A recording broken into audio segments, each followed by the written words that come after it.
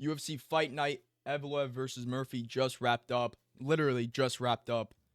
Pretty sure they're still doing the Evloev post-fight conference in the octagon. But hey, I'm on a short time. I got stuff to do. I'm gonna give you guys this video, starting with the main event. Movsar Evloev wins unanimous decision versus Lauren Murphy. Actually, not UD. It was by majority because the one judge made it a draw. And honestly, I thought Lerone won. I thought to be honest, I really did think he won the third round. It really just came down to that. But I don't think Movsar won. Listen, I'd be more acceptable with a draw. I think that makes a lot more sense. To be honest, here's another thing. I'm really happy that the judges are really putting it to the fighters with everything. You know, last year it was really bad, shit like that. But like this year, they're doing really good. We saw Mark Goddard in this fight take the point on the second time. Usually, you know, maybe it would be the third time that he would take a point. But I love to see it. And I don't even know who the judge's name is. I don't know what his name is. I'm gonna find out. But the one judge, he's bald. He's like young, maybe Mexican or something. But every time I see him ref, he's always on top of that shit with all right, guys, let's get to work. Let's get to work. I fucking love that. We need more of that. We really need that shit. So, just a quick side note, I love how the refs are doing. But yeah, I mean, this was a I wouldn't say really fun fight. It was better than the MVP fight that we'll get to. But here's another thing. I think Lerone Murphy lost this because of his hip. He popped his hip, I think, in the third round, or maybe it was the fourth. No, I think it was in the third round, because that's when Movsar really got the takedowns going, the fourth and fifth. And I really do think the hip played a huge part. I'm pretty sure it was when he went for a high head kick, he slipped and he fell. And was this the third round? I think it was, because it was the end. He fell, and then he didn't pop up right away, which I thought was really fucking stupid. I thought it was just a low IQ move. But I guess he that's when he popped his hip. And if that's when it happened, that makes a lot of sense. But, dude, yeah, he got taken down 5 times in the 5th round. But he did get back up and shit. So, yeah, I really wish that his hip didn't pop. I mean, what am I saying? He probably, he definitely wishes the same thing. But, yeah, I don't know. It was a good fight. I liked it. It was really MMA. Not really striking. I don't know what Evloev was doing in the first and second round by not shooting a lot of takedowns. Even my dad was like, why is this guy not shooting takedowns? You can say that, I'd say it's 75% Murphy with his footwork and everything, and 25% of Evloev just not shooting. But, yeah, good win for Evloev. I think Murphy's going to bounce back good. I think he's good. I think he's top 5 in the division. I think he definitely beats fucking, who does he beat? He beats Pitbull and shit. Yeah. I think, to be honest, I think Arnold Allen beats Murphy. Maybe that's a hot take. I don't know. But I think Allen's going to beat Melquez de la Casa, and then maybe we can see that matchup. But, yeah, good main event, I guess. On to the co-main event. Luke Riley versus Michael Aswell Jr. This was a banger. Banger of a fight. Really good scrap. Luke Riley, his striking looked fucking amazing. So fast and everything. Michael Aswell, his chin is insane. I predicted a round 3 TKO. I did say Michael Aswell has a crazy chin. So I said the body shots for Luke Riley are going to really play a part. And he did go to the body a lot. Kind of wish he went a little more combos to the body. Sometimes he would just throw a body jab and shit like that. So, yeah, maybe that could have got him a TKO later in the fight. But otherwise, just really good performance. Just a banger of a fight. It was a good scrap. Both of these guys were throwing. Luke Riley has a good chin too. He showcased that. Michael Aswell was also landing. But, yeah, good win for Luke Riley. Probably not make him another co-main event. That's a bit weird, but I get it. It's in the UK, but yeah. On to Michael Venom Page versus Sam Patterson. This shit was boring. Honestly, I'm not gonna lie. I didn't really watch this. I was cooking during this, so but like we all knew this was gonna happen. I saw some people predict like a TKO for Page. No. Sam Patterson, he's really good. I rate him highly, but he does not have the same grappling as Ian Gary or maybe even Jared Cannonier, because Jared Cannonier won the third round, took Page down. Sam Patterson couldn't take him down. You know, he tried, but he just couldn't. It was just a boring fight. Page doing his usual thing. I also saw someone say, like, a theory that Page didn't really throw this fight because he was kind of like upset that he didn't get a ranked opponent. He got like Sam Patterson. So it was like, hey, fuck you, UFC. But that's a possibility. But also, he does this every single fight. This is how he fights. You know what I mean? But yeah, good fight. I mean, not good fight. Sorry. Bad fight. Terrible fight. But give Michael Page a ranked opponent, please. He's literally in 2 divisions. It's so easy to do it. Just do it. Iwo Baranevsky versus Austin Lane. Cut Austin Lane. He's fucking terrible. I want to know if this is the fastest light heavyweight KO. I don't think so. I think maybe I can, like, I'm picturing a fight. Maybe that was middleweight. Maybe. This has got to be like top 5 fastest light heavyweight KOs, 100%. But yeah, I like in the post-fight conference or the post-fight interview, Iwo was like, I want to show off my judo. So, you know, he likes striking. He's knocked 2 people out easily. But I'm really interested to his, like, the rest of his game. And he even wants to showcase it, which I think is really good. Good prospect. I'm excited. Cut Austin Lane. He fucking sucks. Roman Dolidze versus Christian Leroy Duncan. I honestly thought this was a robbery. I thought Roman Dolidze won. I thought he won the first round. Took him down 2 times. They didn't count it as a knockdown, I don't think. No, it didn't. But it kind of was a knockdown. It was one of those like weird knockdowns. Roman Dolidze was not running, but like going backwards, and then he did a spinning elbow, or no, a spinning back fist, I think. Caught CLD, got him to like 1 knee, and that's a knockdown in my book, and I think a lot of people agree too. And he also had good back control for like a minute, not a minute, but like a couple seconds, but just kind of dominated on the ground with the 2 takedowns. So I honestly thought he won the fight. He lost the second pretty clearly, and then he won the third. Controlled Duncan, kind of went for like some sub attempts. I don't think they really counted it because it wasn't, but he was chasing it. You know what I mean? He had the back a couple, maybe like 1 or 2 times, and he was chasing it. So that's good.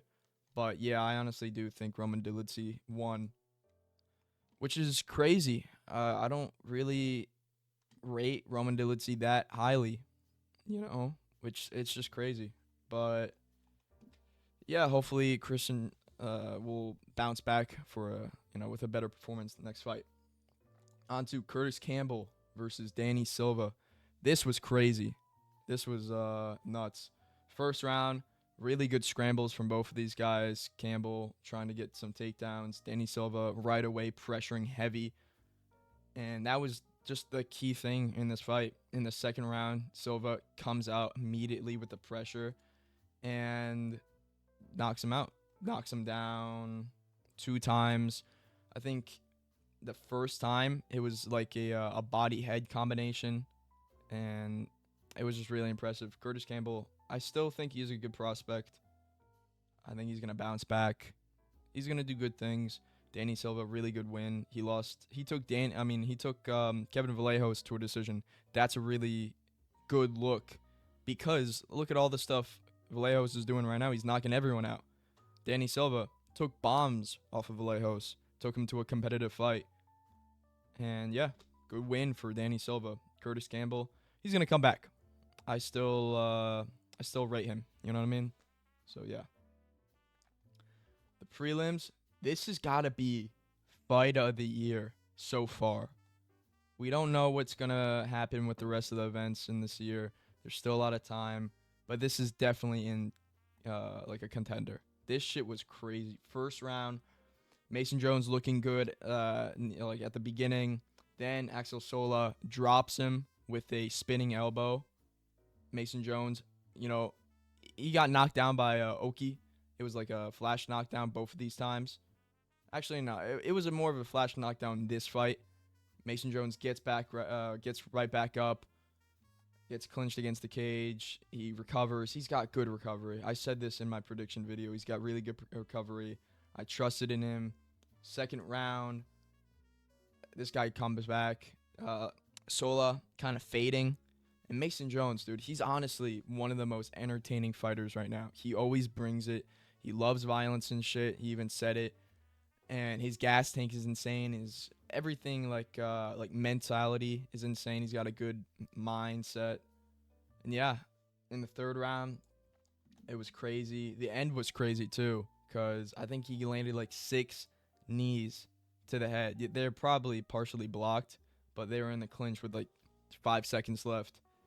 And dude, the cut Axel Sola got, I think it was in the first round too, because near the end of the first round, the knockdown happened kind of in the middle, and then near the end, Mason Jones came back, landed a good combo, and did he take him down? No, he didn't take him down, but cut Sola badly. I think one judge gave him a 30-27, so even though he got knocked down in the round, the little comeback at the end swayed the judge into thinking he won that. I don't agree with that. I think it was a 29-28, but it was a banger of a fight. On to Nathaniel Wood versus Lucien Kita. This was entertaining. This was a chess match fight. It really was. Perfect matchmaking. Both of these guys are equal in skill. Both of these guys are really good. It's not like these are both bad fighters fighting, you know what I mean? But these are just both really good fighters. I rate Nathaniel Wood heavily. He should get a ranked opponent next. I really do. Lucien Kita, I think he's going to still do good things in the UFC. Yeah, his UFC debut didn't go as planned, but it's Nathaniel Wood. You know what I mean? That's a really good opponent. And I do agree with the decision. I think the leg kicks were the biggest part in this fight, and that came from Wood. Lucien Kita definitely was thrown heavy, and if he did land clearly, definitely would have knocked Wood out. But yeah, I'm excited to see what Kita does in his UFC run. Like I said, debut didn't go as planned, but I have faith that he's gonna bounce back and do really good. Give Nathaniel Wood a ranked opponent. What is he on? Like a 5-fight winning streak? Give him, even though he was robbed. He did not lose. He lost the Delgado fight, and that was a robbery. Still give him a ranked opponent. Mario Pinto versus Felipe Franco.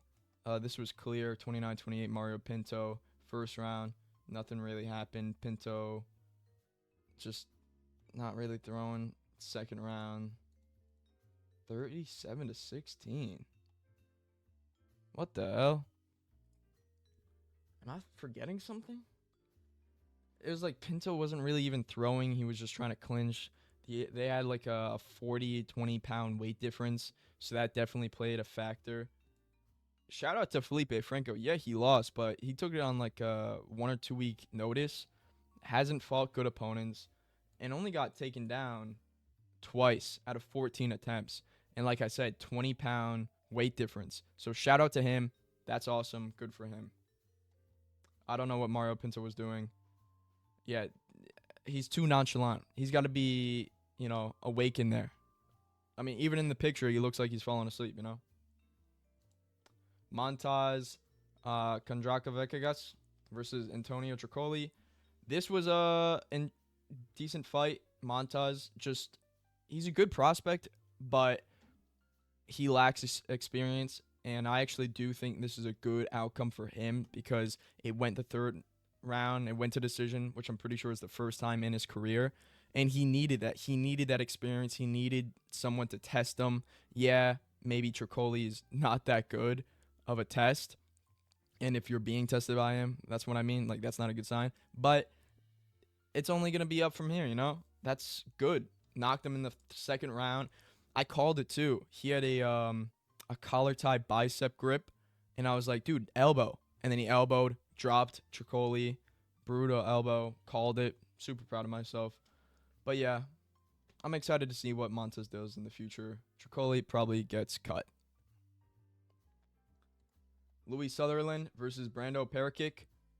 This was a quick fight, really was. Sutherland shoots like 2 takedowns and like completely gasses himself out, which is crazy, especially his build.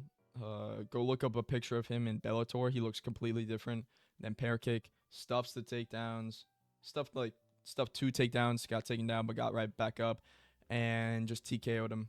Good win for Parakick. I'm excited to see what he does. Louis Sutherland probably gets cut, probably goes back on PEDs or whatever. Yeah. Shamrock versus Abdul Karim El Sawadi. 30-27 for Abdul. Shamrock just not doing a lot. Only shot 6 takedowns, which I don't really think is good. Shot only 1 in the first round and only 2 in the third. I don't really know what he was doing at the end of the fight. He was doing a lot of shit before the fight that upset Abdul, and Abdul wasn't having it. And then Shamrock tried to like make up for it at the end, and still Abdul wasn't hearing it, and like kind of slapped Abdul, which, what the fuck are you doing? If this guy doesn't get cut, it's just because he's a smack talker, and that's like his gimmick, and he makes fights, which can be entertaining, but he's not that good, honestly. So yeah, good win for Abdul Sawadi though. He looked good. Then we got Chanel Dyer versus Ravina Oliveira. Good win for the UFC debut of Chanel Dyer. She lost in the Contender Series, but that was a banger of a fight, so she came back. Bit of a lackluster first round, but in the second, it was a right hand that rocked Ravina, and then kind of like started the whole thing. And yeah, not much to say about it. Oliveira probably gets cut. Chanel Dyer bounces back off of that Contender Series loss. Good for her. And then the first fight got canceled because it was a weight miss, an 8-pound weight miss, which is crazy. Cut the person. But yeah, altogether, this was a pretty good card. I think I went 11-13. So this honestly might be my best predictions, like best record so far, ever since I started this channel and shit. But yeah, thank you guys for watching. Quick recap, because I'm about to go watch Shawshank Redemption. If you haven't seen that movie, go watch it. My favorite movie. But yeah, thank you guys for watching. Catch you in the next one. I think next week, it's the Seattle card, Pfeiffer versus Izzy. I'll be doing my prediction video on Thursday. So stay tuned for that. See you.